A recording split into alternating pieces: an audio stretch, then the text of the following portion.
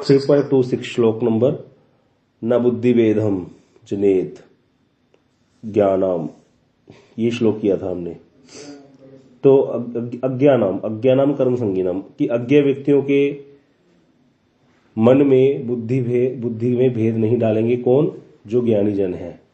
तो इसीलिए वो क्या करेंगे? स्वयं भी कर्म का आचरण करेंगे, निष्काम कर्म योग का आचरण करेंगे और उसी में दूसरे व्यक्ति को भी नियुक्त करेंगे। तो इस पर श्लोक का अभिप्राय हम समझ रहे थे कि जैसे ये श्लोक ज्ञान योगियों के लिए है, ना कि भक्ति योगियों के लिए। यहां पर ये समझने वाली बात थी। यहां अब इसमें कहां तक हो गया था भावानुवाद?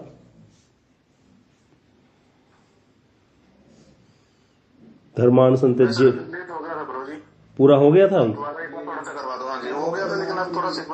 हाँ जी, इसको दोबारा कर लेते हैं। इसमें कह रहे हैं, शुरू से पढ़ लेते हैं बहुत जल्दी आराम से। भगवान क्या कह रहे हैं यहाँ पर? अर्जुन, ज्ञानी व्यक्ति, जो व्यक्ति कर्म में आसक्त है, उसके मन में ऐसा कह करके भ्रम उत्पन्न ना करे कि कर्म तो जड़ है, इसका कोई प्रयोजन ही नहीं है। क्योंकि जड़ वस्तु का जो फल होगा वो तो जड़ ही होगा। कर्म से कभी भी जो है ज्ञान की प्राप्ति तो हो ही नहीं सकती। इसीलिए ऐसा उपदेश दे करके कर्मी व्यक्ति को से कर्म ना छुड़वाए उसका। यहाँ पर भगवान ये कह रहे हैं। अर्थात क्या कह रहे हैं?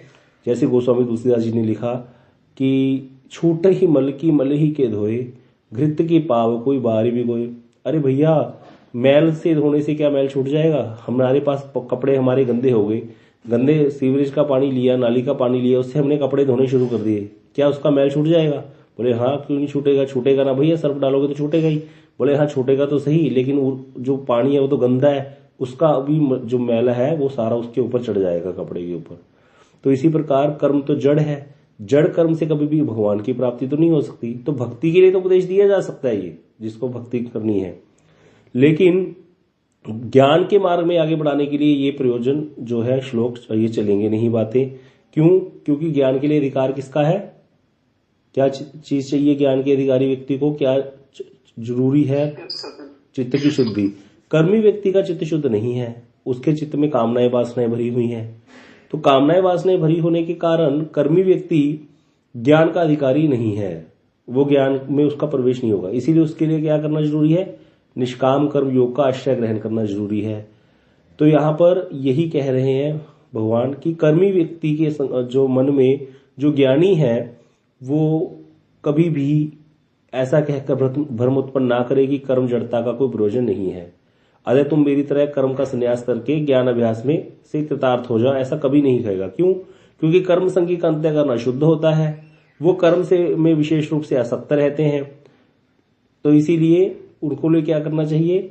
कृतार्थ होकर भी निष्काम कर्म करते हुए तुम उनको कर्म में नियोजित करो। अर्थात तुम जो अर्जुन को कह रहे भगवान कि अगर ज्ञान योगी हो तो क्या करो? स्वयं तो कृतार्थ हो, तुम्हें आत्मनात्म विवेक हो गया है, लेकिन तुम उनको भी उसी कर्म में ही नियुक्त करो जो तुम आप स्वयं भी करो कर्म, वो दूसरों को भी नियुक्त करो उसमें।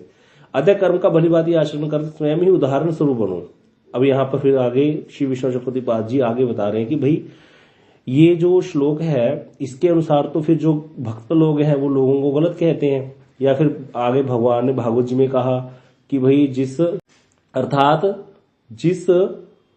प्रकार रोगी की इच्छा करने पर भी अच्छा वैद्य उसे अपथ्य नहीं देता, ऐसा श्लोक भागवत जी में है।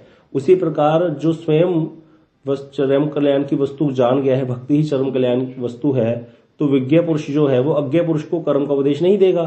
तो इस उक्ति से तो विरोध हो गया भगवान का। श्री विष्णु चक्रवर्तीपाद जी स्वयं ही प्रश्न कर रहे हैं पूर्व पक्ष उठा करके। पहले आप ही प्रश्न करें कि आपने तो भागवत जी में ऐसे श्लोक भी बोला कि जो विज्ञ है, विज्ञ अर्थात जिसको ज्ञान है, विज्ञान है, जिसको भक्ति के बारे में पता है, वो कभी भी कर्म के उपदेश सुना करके किसी को क्यों कर्म के पचड़े में फंसाएगा। तो यहाँ पर तो फिर विरोध हो गया आपकी बात का। यहाँ पर आप कह रहे हो कि उपदेश नहीं देना उनको, तो यहाँ कह रहे हैं श्री विष्णु तो सुनो, यह बात तो ठीक है, परंतु वह उपदेश मैंने किसके लिए दिया? भक्ति उपदेश मूलक विषय के संबंध में दिया था। अर्थात भक्ति के लिए आप किसी को भी प्रेरणा दे सकते हो। क्यों? यह तो ज्ञान उपदेश मूलक विषय है, क्योंकि ज्ञान का अधिकार किसमें है? अंतःकरण की शुद्धि जिसकी चित्त की हुई वही ज्ञान का अधिकारी है। लेकिन भक्ति में अंतःकरण की शुद्धि की कोई अपेक्षा नहीं है। कैसा भी अंतःकरण हो, कामनाएं वासनाएं भरी हो, तब भी जीव भक्ति कर सकता है। भक्ति के लिए क्या चाहिए? एकमात्र श्रद्धा। तो श्रद्धा होनी चाहिए। श्रद्धा किसमें होनी चाहिए? मनुष्य में, भगवान को, श्रद्धा होनी चाहिए भगवान रिलेटेड वस्तुओं में। भगवान, भगवान का नाम, भगवान के गुण, भगवान की कथा, भगवान का धाम, भगवान के भक्त, भगवान का श्री विग्रह। समझो इन चीजों को। इसीलिए श्रद्धा का अर्थ ये नहीं कि श्रद्धा श्रद्धा श्रद्धा बोलो। श्रद्धा किसमें चाहिए भाई? कर्मी व्यक्ति की श्रद्धा तो अपने पुत्र परिवार में होती है, इसीलिए तो मंदिर जाता है सुबह उठा करके टोकरी है। तो फिर वो उसको कैसी उसकी श्रद्धा है, लेकिन क्योंकि मंदिर जा रहा है ना, चाहे कामनाएं ही है। अब ऐसा जो कनिष्ठ भक्त है जो मंदिर जा रहा है मात्र, मेरे गुरुदेव बोलते थे हमेशा वैष्णव संग करो, कभी वैष्णव संग के बिना नहीं रहना। तो किसी ने पूछा महाराज जी अगर किसी को श्रेष्ठ वैष्णव संग ना मिले तो फिर? क्योंकि हमेशा नियम है अपने से श्रेष्ठ वैष्णव का संग करना चाहिए, तब भी तो हम आगे बढ़ेंगे। तो उन्होंने कहा अगर श्रेष्ठ वैष्णव का संग नहीं मिलता तो अपने बराबर वालों का संग करो, लेकिन संग करना है। फिर किसी ने फिर प्रश्न कर दिया कि महाराज जी मान लो अपने गुरु भाई भी ना हो किसी जगह, अपने बराबर वाले भी ना हो, तो फिर किसका संग करें? बोले फिर कनिष्ठ का संग करो। कनिष्ठ का संग करो। कनिष्ठ अर्थात कौन कनिष्ठ? जो मंदिर जाता है सिर्फ कामनाएं वासनाओं के कारण, जो भगवान को तो मानता है लेकिन उनके भक्तों को या और किसी को नहीं मानता। क्या श्लोक है कनिष्ठ भक्त का? ईश्वरे नहीं अर्चायामेव हरे य पूजाम श्रद्धेयते न तद भक्तेषु चान्येषु स भक्त प्राकृत स्मृत। क्या बोला गया? जो भगवान की तो अर्चा करता है, भगवान का तो नाम जपता है, हरे य पूजाम श्रद्धेयते, पूजा करता है श्रद्धा से, ना तद भक्तेषु, ना उनके भक्तों को मानता है, वैष्णव को कुछ नहीं समझता, उनको पता ही नहीं वैष्णव जन क्या होते हैं, चान्येषु, और किसी अन्य को मानता है, स भक्त प्राकृत स्मृत, उस भक्त को, हाँ उसको प्राकृत भक्त कहा गया, कनिष्ठ भक्त कहा गया। लेकिन ये कनिष्ठ भक्त ये नहीं, उसको नहीं बोला गया जो टोकरी उठा करके मंदिर जा रहे कामनाओं वासनाओं के कारण। ये एक निष्ठ है, कामनाएं वासनाएं चाहे हैं लेकिन एक निष्ठ है, एकमात्र कृष्ण का ही भजन करने वाला है। मतलब भगवान विष्णु के, चाहे वो राम जी भी आ सकते हैं उसमें, ये नहीं कि कृष्ण कृष्ण ही है, मतलब वो तो बोल दिया गया, चाहे वो राम चाहे नरसिंह भगवान भी श्रद्धा हो, मतलब भगवान के प्रति उसका वो होगा जो है आकर्षण होगा और एक निष्ठ होगा। वो ये नहीं कि देवी देवताओं को भी बराबर मान के भगवान की पूजा कर रहा है, उसको बोला गया कनिष्ठ भक्त। तो ऐसे कृष्ण का भी संग करो फिर, अगर हमारे पास कोई अपने जैसा भी नहीं है, कोई गुरु भाई नहीं है तो, लेकिन संग करना है तो क्यों? क्योंकि संग में उनके उसकी श्रद्धा है। किसके प्रति श्रद्धा है? श्रद्धा की जो बात चल रही थी, श्रद्धा का अर्थ होता है भगवान, भगवान का नाम, भगवान की गुण लीला कथा में श्रवण करने में श्रद्धा, भगवान के धाम में श्रद्धा, भगवान के श्री विग्रह में श्रद्धा। जिसकी भगवान के श्री विग्रह में ही श्रद्धा नहीं है, जो श्री विग्रह को मानता ही नहीं, बोलता है तो पत्थर है, उसके साथ संग करने से हमारी बुद्धि क्या हो जाएगी? नाश हो जाएगी। सबसे पहला जो 5 जो भक्ति के अंग बताए गए हैं मुख्य, उसमें क्या है? किसी को पता है? कोई बता सकता है 5 मुख्य अंग क्या बताए गए हैं भक्ति के? हाँ जी सुदेवी दीदी बताइए। हर्षमन को होस्ट ना जी, साधु संग, हरिनाम संकीर्तन, भागवत श्रवण, श्री विग्रह की सेवा, और एक और रह गया धामवास, मथुरावास, साधु संग। बहुत अच्छे से याद किया सबने। तो साधु संग श्री, तो यहाँ पर जो है ना श्री मूर्ते श्रद्धेय सेवन, एक स्वरूप निष्ठा तो सबकी होनी ही चाहिए। भक्तों की स्वरूप निष्ठा जरूरी है, भगवान के स्वरूप के प्रति निष्ठा। श्री मूर्ति को यहाँ पर कभी भी भगवान के यह बोलना भी प्रभु जी कहते हैं गलत है। अगर कोई बोले कि मैं भगवान की मूर्ति, ऐसा बोलना भी, भगवान ही है वो, श्री भगवान ही है वो। तो इस तरह से श्री विग्रह, मूर्ति नहीं सही थे ब्रजेंद्र नंदन, वो मूर्ति नहीं है, वो ब्रजेंद्र नंदन है साक्षात। स्वयं विशेष रूप से कृपा करते हुए भगवान सेवा ग्रहण करने के लिए विग्रह के रूप में जगत में प्रकट हुए हैं। चैतन्य महाप्रभु जी ने अपनी माता को बोला था, शशि मैया को, और दुई जन्म मोर यही संकीर्तन आरंभे, हई वो तुम्हार पुत्र आमी अवलंबे। हे माता, शची माता को बोल रहे भगवान स्वयं कृष्ण चैतन्य महाप्रभु जी, कि मैं और दुई जन्म मोर संकीर्तन में, कलयुग में मैं दोबारा 2 अवतार और ग्रहण करूंगा। हई वो तुम्हार पुत्र आमी अवलंबे, तुम ही मेरी माता बनोगी, मैं तुम्हारा पुत्र बनूंगा। अब भगवान के 2 अवतार कौन से बोले? आगे कहते हैं भगवान जी अर्चा, पूरा याद नहीं आ रहा पर यार, अर्चा तो मोर मूर्ति, मोर अर्चा मूर्ति माता, तुमी ते जननी, जीवा रूपे तुमी माता ना मेरे जननी, कह रहे मैं अर्चा विग्रह के रूप में प्रकट होऊंगा, जिसमें अर्चा विग्रह कहां से प्रकट होता है? 8 प्रकार की विग्रह भगवान के माने गए हैं।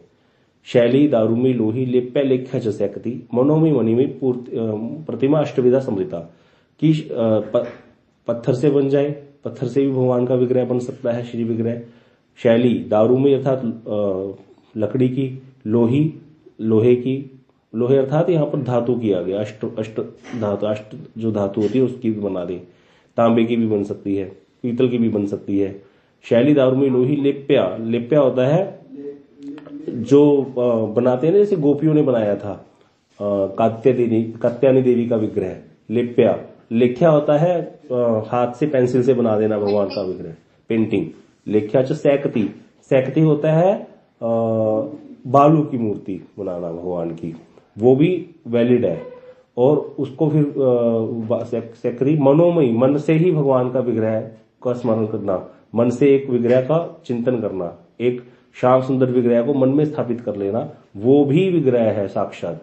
मनोमयी, मणिमयी, मणि से, मणि इत्यादि से बनाना, जैसे कोई स्फटिक का विग्रह भी होता है, स्फटिक एक होता है, पत्थर होती है, उसमें आग निकलती है, ऐसे उसको करो, तो मणिमयी भी मूर्ति भगवान की होती है। तो ये सारा जितना भी बताया, शैली, दारूमयी, लकड़ी कह लो, पत्थर कह लो, धातु कह लो, कहां से आती है? किसी को पता है? इनका उद्गम स्थान कहां से है? पत्थर का, धातु का, या जो लकड़ी है,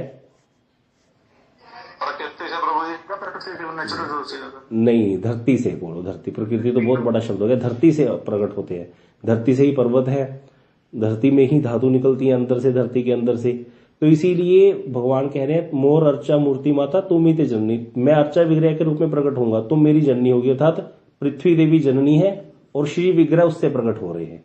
तो ये भगवान का अवतार है। और जीवा रूपे तुम ही माता ना मेरी जननी, मैं नाम रूप में अवतार लूंगा कलयुग में, भगवान का नाम रूप में अवतार है। इसीलिए भगवान के नाम और भगवान में कोई भेद नहीं है। जब हम नाम जप रहे हैं जीवा पे, तो जीवा क्या होगी? जीवा से नाम उच्चारण होता है ना, तो जीवा तो होगी जननी और नाम हो गया उसका पुत्र। तो भगवान कह रहे जीवा रूपे तुम्ही माता ना मेरे जननी, मेरे 2 जन्म होंगे आगे कलयुग में। तो यही जो है ये श्रद्धा है इनके प्रति, नाम के प्रति श्रद्धा, श्री विग्रह के प्रति श्रद्धा। तो ये सब हमें पता होना चाहिए। श्रद्धा का अर्थ क्या है यहाँ पर? तो यहाँ कह रहे भक्ति में श्रद्धा उत्पन्न करने में समर्थ्य हो यदि किसी का, तो फिर क्या होता है? भक्ति प्रबला होने के कारण अंतःकरण की शुद्धि की अपेक्षा नहीं करती। भक्ति के प्रति श्रद्धा उत्पन्न है किसी के अंदर सामर्थ्य है कि हम किसी के अंदर भक्ति में श्रद्धा उत्पन्न कर सकते हैं, तो कर्मी व्यक्ति के बुद्धि में भी भ्रम करना उचित है। तब कर्मी व्यक्ति को भी हम भक्ति में लगा सकते हैं, उसको कर्म के पचड़े से छुड़वाना कोई दोष नहीं है। हमारे मठ में ऐसे ऐसे प्रभु जी रहते हैं, वृंदावन प्रभु। मैंने उनको पूछा, सब पूछते हैं एक दूसरे से, भाई तू कैसे आया, मठ के बारे में कैसे पता चला? वो कहता पता नहीं, मुझे तो एक प्रभु जी मिले थे, बस सारी रात मेरी जान ही खा गई, सारी रात सोने नहीं दिया, एक रात में उसको मठ में ले आए, इतनी कथा सुनाई। सोचो, वो जो काम करते थे, जैसे होता है ना हम लोग कॉल्स करते हैं, ये फ्रिज खराब हो गया तो कंपनी में, ऐसी किसी कंपनी में लगे हुए थे, 25,000 रुपये कहते मेरी सैलरी थी, और कहते मैं जाता था कॉल पे, तो ऐसे कहते मेरे को एक दिन उन्होंने पकड़ लिया, दिन में तो मेरा टाइम है ही नहीं था, रात्रि में मेरे को अपने घर में वो कमरा जो ले रखा था वहां बुला लिया और सारी रात मुझे कथा सुनाते रहे। ऐसी कथा सुनाई, ऐसा भ्रम उत्पन्न किया उसके दिमाग में कि उसको बना दिया ब्रह्मचारी। ठीक है, अब यहाँ पर तो विरोधाभास हो गया, देखा जाए नहीं है विरोधाभास। यहाँ पर श्री विष्णु चक्रवर्तीपाद जी कहते हैं यहाँ दोनों में विरोधाभास नहीं है। ज्ञान अंतःकरण की शुद्धि के अधीन है, लेकिन भक्ति में अंतःकरण की शुद्धि की अपेक्षा नहीं रखती, स्वयं प्रबल है। अब वो व्यक्ति यहाँ पर आ गया है मठ में, अभी ही मठ में ही है वृंदावन में आज। अब हम अब कहें कि क्या उसके सारी चीजें चली गई हैं हृदय से, काम क्रोध लोभ? नहीं, वो है, लेकिन वो संकुचित है, भजन कर रहा है, धीरे धीरे अपने आप चला जाएगा भगवान की कृपा से, भजन में आगे आ गया। ऐसे तो कभी आ ही ना पाता। बाबा महाराज कहते थे जब हम निकले घर से ना, प्रयागराज में पढ़ते थे, वहीं का जन्म था, कॉलेज में कहते लोगों ने पूछा शुक्ला घर छोड़कर बाबा बनने जा रहे हो, अगर कामस्थ आएगा तो क्या करोगे? भाई सीधी सी बात है, गलत थोड़ी कहा बाबा कहते लोगों ने, जो लड़के लोग थे साथ में, उनका कामस्थ आएगा तो क्या करोगे? क्योंकि काम क्रोध लोभ मोह मद मात्सर्य तुम्हारे अंदर भरा पड़ा है, कामस्थ आएगा तो क्या करोगे? बाबा बनने जा रहे हो। बाबा कहते हमने कहा गिर जाएंगे, और क्या करेंगे? कामस्थ आएगा तो गिर जाएंगे। बोले तो यहां भी तो गिरेंगे, यहां कौन से उठे हुए हैं? यहां रह करके क्या हमारे को सिद्धि प्राप्त हो रही है प्रयागराज में? अगर वहां चले जाएंगे कामस्थ आएगा तो गिर जाएंगे, लेकिन भगवान की गोद में ही गिरेंगे जाके, अब और कहीं नहीं गिरेंगे। बच्चा माता की गोद में ही टट्टी करता है और माता उसको प्रेम से साफ कर देती है। इस प्रकार का ये भक्ति मार्ग है। सुनने में बड़ा अटपटा सा लग रहा होगा किसी किसी को कि ये कैसी बात हुई, हम तो शुद्ध होकर के जाएंगे। जिसके मन में अभी भी ये बातें आ रही हैं, इसका मतलब भी ज्ञान वाला हावी है दिमाग में चीजें। भक्त जो है वो पहली बात तो गिरेगा ही नहीं भगवान की कृपा से, अगर गिर भी गया तो दोबारा उठेगा। स्वीकृत कंदुक पाते हैं। तो इसीलिए भक्ति में ये सब चीजें, अंतःकरण की शुद्धि, ये मन ठीक नहीं है जी, ये सब कुछ का कोई, बाबा महाराज तो हमें बोल देते थे, किसी ने कहते ना मन का, बाबा कहते मन को निकाल के फेंक दो कहीं। हमने अपने मन को कभी देखा ही नहीं मन क्या कह रहा है। हमने तो पता है, इतना पता है नियम करना है हमें पालन, बस नियम जो है हमें आगे बढ़ाएंगे। तो इसलिए नियम के प्रति बहुत निष्ठा होनी चाहिए। अभी 6 बजे से कथा शुरू होने का समय रखा है। अब कई लोग 6:20 पे ज्वाइन कर रहे हैं कथा, 6:05 पे ज्वाइन कर रहे हैं। कैसी छूट है हमारी, क्या है? 5:30 समय रखते हैं तो 6 बजे ज्वाइन करेंगे, 5:45 ज्वाइन करेंगे। 6 बजे रखा है कथा तो 6:20 तक ज्वाइनिंग हो रही है। तो क्या हम सीखेंगे, क्या हम आगे बढ़ेंगे? आधा घंटा भी हम प्रॉपर नहीं दे रहे। तो इसीलिए ये जो चीजें हैं यहां पर हम बढ़ नहीं सकते फिर आगे। भक्ति में नियम बहुत जरूरी है। भक्ति में वो नहीं है, यम नहीं है। यम का अर्थ क्या होता है? अपनी इंद्रियों का दमन करना, अपनी आंख को हटाना, कान को हटाना विषय रस से। भक्ति में ये कभी नहीं सिखाया जाता, ये अपने आप हो जाएगा। लेकिन नियम की बड़ी बड़ी महिमा है भक्ति में, नियम पालन करने की। यम पहले, ज्ञान में यम पहले है, नियम बाद में है। भक्ति में नियम पहले है, यम अपने आप हो जाएगा नियम करोगे। नियम की इतनी महिमा है भक्ति में। तो नियम बहुत जरूरी है भक्ति में, क्योंकि हम प्रेमी तो है नहीं, भगवान के प्रति हमारा प्रेम तो है नहीं। तो इसीलिए हमें क्या करना पड़ेगा, कम से कम नेमी तो बन जाए। नेमी अर्थात जो नियम का पक्का है। तो इसीलिए नियम जरूर होना चाहिए कि कथा सुननी है तो सुननी है, माला करनी है तो करनी है, जितना हमें गुरुजी ने दे दिया, चाहे कुछ भी हो जाए। ये चीज हमारी जो है ना, अगर निष्ठ हो गई है, एक निष्ठ हो गया इस चीज में भी, यही हमको आगे बढ़ाएगा। नहीं तो कभी हम आगे बढ़ नहीं सकते, कभी नहीं बढ़ सकते। अगर कोई कहेगा कि ठीक है भक्ति में तो अंतःकरण की शुद्धि की आवश्यकता भी नहीं है और कुछ करना भी नहीं है हमें, है मतलब ऐसे ढुलमुल कुछ नहीं होता। फिर वो तो फिर जैसा गुड़ है वैसा मीठा निकलेगा, सीधी सी बात है। तो इसीलिए नियम बड़ा जरूरी है। नियम है 6 बजे से करते तो 6 बजे ज्वाइन कर ले हम लोग। इवन की 2 मिनट पहले बैठे होना चाहिए। जो गोस्वामी तुलसीदास जी महाराज जी को किसी ने बोला था ना, हनुमान जी आपकी कथा में आते हैं, तो उन्होंने कहा था मैं पहचानूंगा कैसे? तो उन्होंने कहा था, प्रेत ने कहा था, कहते कथा से पहले आ जाते हैं और कथा के बाद में अंत में जाते हैं सबके, यही उनका पहचान है। और बूढ़े वेशपन धारण करके आते हैं हनुमान जी कथा सुनने आपकी, तो आप उनको पहचान लेना, ऐसा वाला। तो भक्त जो है वो पहले पहुंचेगा कथा में और बाद में जाएगा। और हम लोग जो है चलो ढुलमुल करते हुए 6 बजे का समय है, 6:20 पे ज्वाइन कर लेते हैं, 6:25 पे नींद ही नहीं खुलती हमारी। कैसे माया की गोद में हम सो रहे हैं। इसीलिए जो लोग जो है उनसे प्रार्थना यही है, जो लोग थोड़ा देख रहे हैं, मैनेज कर रहे हैं, कि आप अपने लोगों को देखा करो, जो ज्वाइन नहीं किया उसको एक मिस कॉल मार दो, जुगा दो। इतनी आप थोड़ा कर सकते हो 5 मिनट पहले, ताकि वो व्यक्ति आ जाए। थोड़ा शुरू में करना पड़ता है। एक बच्चा मुझे याद आता है, भी हमारे साथ ही रहता था संगरूर में, उसका नाम था सोनू। तो उसके दादाजी उसको 10 रुपए देते थे अगर वो सवेरे उसके साथ सैर करने जाएंगे। वो कहता मैं लटकता सोते सोते सैर करने चला जाता था। क्यों? क्योंकि मुझे 10 रुपए का लोभ होता था। अब कहता लेकिन उसके दादाजी तो मर गए थे थोड़ी देर बाद। अब उसको ऐसी आदत पड़ गई थी वो सुबह जाने वाली कि वो अपने आप उठता था और उसको अपने दादाजी की याद भी आती थी, रोता भी था, इसीलिए भी उठता था। दोनों चीजें हो गई थी। तो अगर कोई वैष्णव किसी पर कृपा करेगा, इस प्रकार से किसी का हेल्प करेगा भजन में उसकी, तो वो उसके लिए कृतार्थ रहेगा ही रहेगा। ऐसा कभी नहीं हो सकता, क्योंकि उसको पता है कि मैं तो सोता रहता था। जब उसको प्राप्ति होगी, भगवान के अनुभव आएंगे जीवन में, आगे बढ़ेगा भजन में, तो क्या उसके प्रति कृतार्थता नहीं आएगी? यही तो होता है, ये तो गुरु का कार्य है। गुरु के प्रति श्रद्धा सुनने से नहीं आती होती।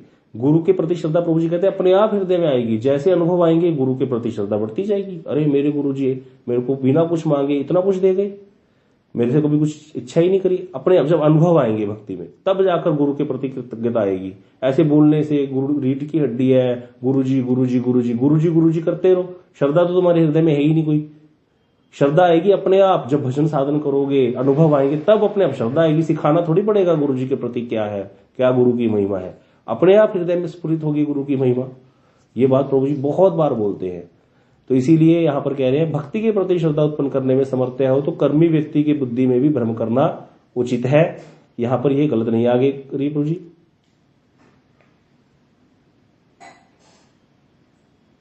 आगे क्या कह रहे हैं? क्योंकि जिनकी भक्ति में श्रद्धा हो गई है उनका कर्म अधिकार क्या है? नहीं है। श्रीमद् भागवत में कथित है, तावत कर्माणि कुर्वीत न निर्विद्यते यावता, तब तक कर्म करो जब तक निर्वेद ना हो जाए। मत कथा शरणादो शरदा यावन ना जाए थे, जब तक मेरी कथा में रुचि ना हो जाए।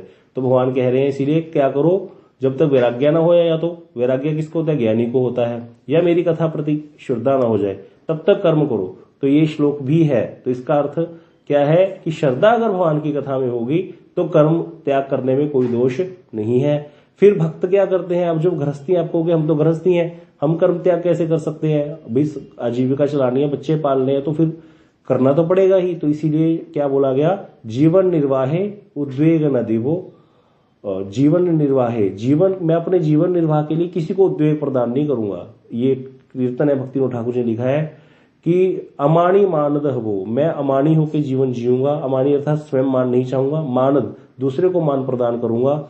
और हाँ, जीवन निर्वाह यानी उद्वेग न दिवे, पर उपकारे निज सुख पासरीवे, ये श्लोक है, तो ये लाइन है उस कीर्तन की। तो कह रहे जीवन निर्वाहे आने उद्वेग न दिवे, अपने जीवन निर्वाह के लिए दूसरे को उद्वेग नहीं देना। जीवन निर्वाह तो करना है, कर्म तो करना है, लेकिन अपने कर्म के लिए दूसरे को उद्वेग नहीं देना। इसमें सब कुछ आ गया। पाप भी नहीं करना, बहुत ज्यादा कमीशन नहीं रखना अपने बिजनेस में। क्यों? क्योंकि फिर तो उद्वेग हो गया ना, वो तो फिर गलत हो गया। इसीलिए जो शुद्ध भजन करने के लिए निकला है ना, वो कभी भी अपना जो कमीशन बहुत ज्यादा नहीं रखेगा, बहुत रिश्वतें नहीं लेगा, किसी प्रकार का इस तरह का आचरण वो नहीं करेगा जिससे कि दूसरे व्यक्ति को उद्वेग हो। हम लोग ऑफिस में काम कराने जाए हम लोग अपनी मर्जी से पैसे दे करके आते हैं, मान लो हमें पता है क्योंकि ये जो व्यक्ति बैठा है जॉब पे, ये पैसा लिए बगैर काम नहीं करेगा। क्या वो खुशी खुशी देता है पैसा देने वाला? कभी खुशी खुशी नहीं देता, अंदर से मन मार के ही देता है और गाली देता हुआ देता है। ऐसा धन हमारे को नुकसान ही करेगा, कभी शांति प्रदान नहीं कर सकता। ये हमारा वहम है बिल्कुल। और इकट्ठा कर करके हम चले जाते हैं, पड़ा रह जाता है, यहाँ किसी काम नहीं आता। लेकिन व्यक्ति फिर भी इसको छोड़ नहीं सकता। क्यों? क्योंकि कथा ही नहीं श्रवण करी, साधु संग किया ही नहीं, भक्ति है ही नहीं हृदय में। भक्ति भी कर रहे हो और ये सब चीजें भी कर रहे हो, तो इसका मतलब भक्ति आई ही नहीं हृदय में। तो इसीलिए जो बिजनेस करता है वो बिजनेस में अपना बहुत ज्यादा कमीशन नहीं रखेगा, बहुत ज्यादा किसी की जीवन निर्वाह आने उद्वेग ना दे, किसी को उद्वेग नहीं देना, बस कैसे भी करके उद्वेग नहीं होना चाहिए मेरे द्वारा किसी को।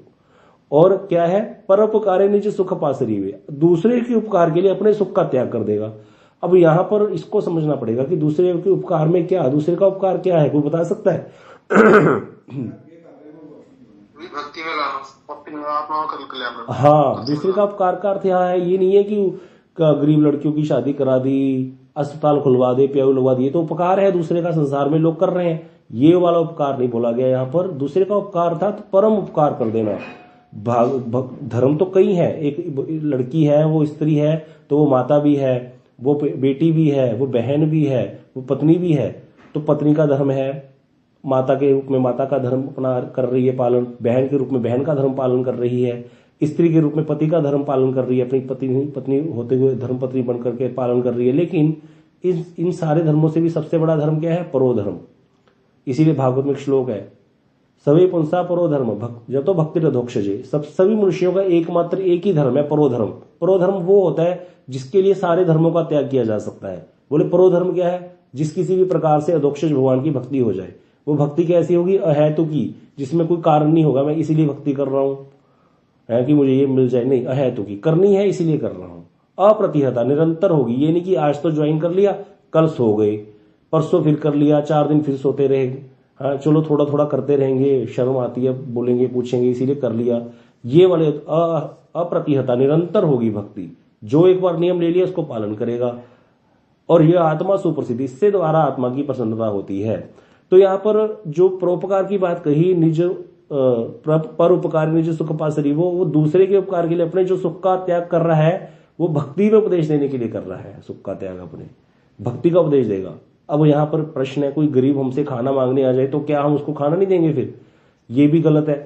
कोई हमारे द्वारे पर आया है, ऐसे श्रेष्ठ पुरुष बहुत कम होते हैं जो आए हुए को वापस भेज दें, तो बहुत कम होते हैं जो दे दे, ऐसे बहुत कम होते हैं, वापस भेजने वाले ज्यादा है। इस यहाँ पर ये भी नहीं बोला जा रहा उसको दो, क्या दो? मान लो हमारे पास हम सिग्नल पे खड़े हैं, कोई भीख मांगने आ गया, उसको पैसे मत दो, उसको बिस्किट दे दो। वो बिस्किट भोग लगाकर आप रखो अपने पास, और या भोग नहीं भी लगा रखा ना, तो भी वैष्णव के हाथ से जाएगा तो उसका कल्याण ही होगा, और उससे थोड़ा भगवान का नाम बुलवा लो। इसीलिए सिग्नल पे खड़े बच्चे भीख मांगने वाले जब भी हरे कृष्णा वालों को देखते हैं तो बोलते ए हरे कृष्णा पैसा दे दो, ए हरे कृष्णा बिस्किट दे दो। वो खाने की वस्तु ही मांगते हैं हमेशा। तो इससे क्या होगा, तुमने उसको वापस भी नहीं भेजा और उससे भगवान का नाम भी उच्चारण करवा लिया, कुछ देर के लिए उनका नामाभास हो गया। इस तरह से प्रपुकार जो है वो कर सकते हैं।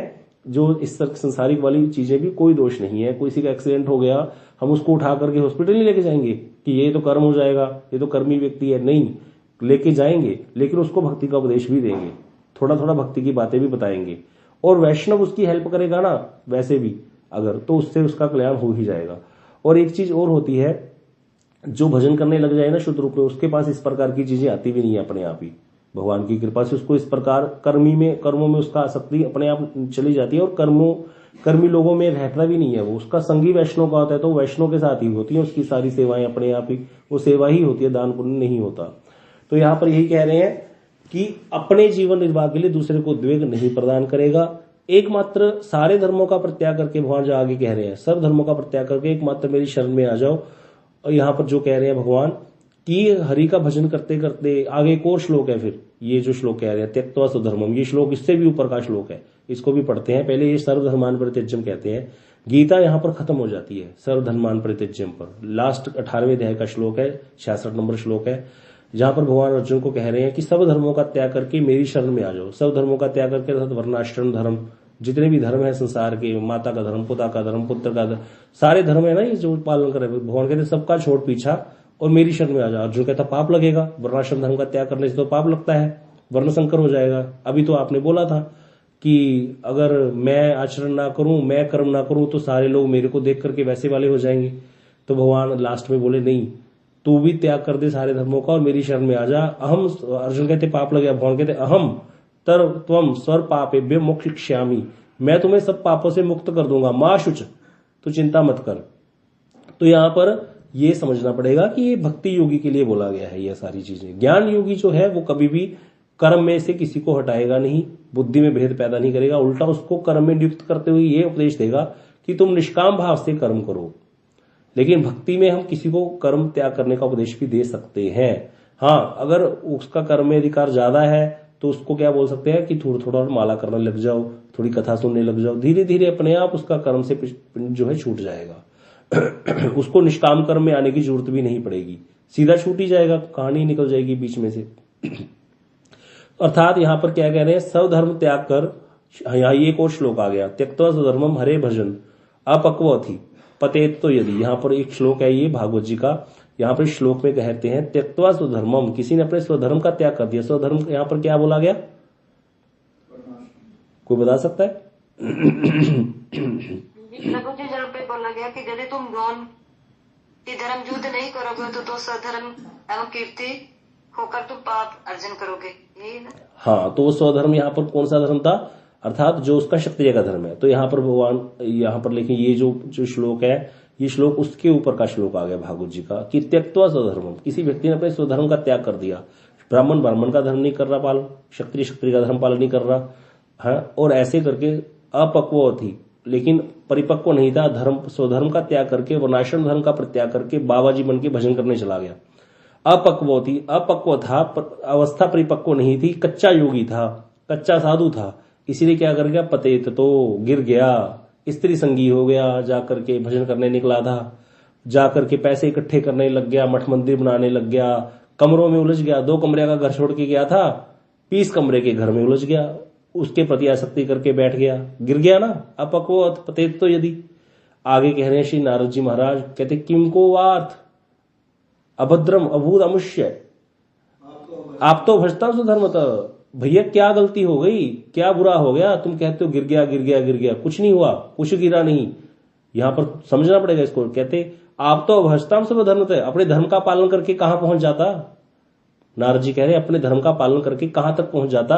अगर ब्राह्मण था, क्षत्रिय था, वैश्य था, जिसका पालन करता कहां तक पहुंच जाता, ज्यादा से ज्यादा कोई 100 जन्मों तक वर्णाश्रम धर्म का पालन करे ना तो ब्रह्मा जी के पद को प्राप्त होता है। और एक वैष्णव भजन करते करते अगर गिर गया तो क्या हो गया, वो योग भ्रष्ट हो गया। मान लो गिर गया, योग भ्रष्ट हो गया, अगला जन्म होगा, आगे 6वें अध्याय में आएगा, अर्जुन प्रश्न करेंगे, आप भक्ति का उपदेश दे रहे हो, कोई गिर जाए तो क्या होता है, बोले कुछ नहीं होता, भगवान कहते गिर जाए तो गिर जाए नुकसान तो होता है, 2-4 जन्म एक्स्ट्रा लग जाते हैं बस, फिर आता है अगले जन्म में, फिर मेरा भजन करता है, मेरे भक्तों का संग करता है। हम वही तो हैं सारे, जो अभी क्या है, गलती हो जाती है, कुछ ना कुछ बुद्धि फिसल जाती है, फिर गिर जाते हैं, फिर दोबारा वैष्णव का संग अच्छा लगता है, भगवान की कथा सुननी अच्छी लगती है, भगवान के धाम में अच्छा लगता है, क्योंकि वो तो कभी नष्ट होता ही नहीं है, भक्ति तो कभी नष्ट नहीं होती। लेकिन अपराधों के कारण क्या है, ढक गई है भक्ति। तो इसीलिए वो करते करते अपक अवस्था में पतन हो भी गया, तो यहां पर फिर कहते कोई हानि नहीं है, दोबारा संग करेगा, दोबारा आगे बढ़ेगा। लेकिन वर्णाश्रम धर्म का पालन करने वाले की आसक्ति कैसी है, ब्राह्मण के धर्म का पालन कर रहा है, वो ब्राह्मण ही रह गया बस, फिर दोबारा जन्म होगा, फिर वही करता रहेगा, क्षत्रिय के धर्म का पालन करेगा, धीरे धीरे चित्त शुद्ध होगा। पहली बात तो ऐसे पालन करना ही आसान नहीं है, ऐसे कलयुग में कहां वर्णाश्रम धर्म का पालन कर सकता है कोई अच्छे से। ब्राह्मण का क्या धर्म बताया गया, कोई बता सकता है? वर्णाश्रम धर्म प्रणाली के अनुसार ब्राह्मण कैसा होना चाहिए? है जी, वैदिक शिक्षा। हाँ, वेद पठन पाठन कराएगा, उसके द्वारा आजीविका चलाएगा। लेकिन वो कैसे चलाएगा, मतलब क्या, कितना पैसा रखेगा, क्या मांगेगा, उसके प्रति संयमी होना चाहिए और संतोषी होना चाहिए। जितना उसको वेद पठन पाठन कराने के बाद मिल जाए उसमें संतोष करेगा, कभी झगड़ा नहीं करेगा। हमारे यहाँ एक व्यक्ति थे, एक ब्राह्मण थे, वो कथा करने आए कहीं पे, उन्होंने जितने पैसे कहे थे थोड़े कम दे दिए, तो वो कहते आप इतने भी रख लो, हम तो करेंगे नहीं, हम ऐसे ही चले जाते हैं। जैसे सब्जी वाले बोलते हैं ना उनको, या रिक्शा वाले बोलते हैं ये भी रख लो, उतर जाओ, कोई बात नहीं, हम सोचेंगे हमने दान कर दिया। तो ये ब्राह्मण का गुण तो हुआ नहीं, ब्राह्मण तो संतोषी होता है। लेकिन अब कहाँ ऐसे कलयुग में कैसे बोल दोगे कि ब्राह्मण, ऐसा संतोष कहाँ दिखता है? वैश्य कैसा होना चाहिए, वैश्य के क्या गुण बताए गए हैं? कृषि, पशुपालन, वाणिज्य, ब्याज देना, ब्याज लेना, ये 4 कार्य वैश्य करके आजीविका चलाएगा अपनी। और क्षत्रिय और जो ब्राह्मण है और शूद्र है, इन पर कृपा करते हुए इनको भी धन देगा। देखा जाता है वैश्य लोग कितने कंजूस हो गए, कभी धन निकालते ही नहीं है अपना, सब इकट्ठा करते रहेंगे। धन से तृप्ति ना होना वैश्य का लक्षण है, वैश्य को कभी धन से तृप्ति नहीं होगी। बनिए जो होते हैं उनको पैसा चाहिए ही चाहिए, जितना मर्जी पैसा हो, दिखाएंगे ऐसे कुछ है नहीं, अंदर माल भरा पड़ा रहता है। ये बनिए का एक लक्षण है, वो रहेगा, ऐसा रहेगा, उसके स्वभाव में है, बोला गया है वर्णाश्रम धर्म प्रणाली के अनुसार। लेकिन वो उदार होता है वैश्य, वो सबको देगा, सबको देकर चलेगा, ऐसा कहां देखा जाता है? तो इसीलिए स्वधर्म का पालन करना क्या आसान है? वर्णाश्रम धर्म का पालन कौन कर रहा है यहाँ पर इस टाइम? तो इसीलिए अगर कोई कर भी ले तो ज्यादा से ज्यादा क्या फल मिल जाएगा? ब्रह्मा जी के पद को प्राप्त हो जाएगा, वो भी 100 जन्म तक करेगा अच्छे से। कहां जरूरी है कि 100 जन्म तक कर पाएगा? तो इसीलिए यहां पर कह रहे हैं, लेकिन कोई हरि का भजन करने निकला, गिर गया तो क्या हो गया? दोबारा खड़ा होगा, दोबारा भजन करेगा। तो यहां पर इसीलिए इन सभी वचनों का विवेचन करना चाहिए। श्री विष्णु चक्रवर्तीपाद जी कह रहे हैं, ये मत कहना कि हमने कहा, गौड़िया मठ वालों ने कहा, या मोहित प्रभु जी ने कहा, माधव प्रभु ने कहा। ये कौन कह रहा है? ये विष्णु चक्रवर्तीपाद जी कह रहे हैं यहाँ पर, और शास्त्र के कोट्स दे रहे हैं साथ में कि यहाँ पर भक्ति के लिए किसी को भी उपदेश दिया जा सकता है। समय बहुत हो गया।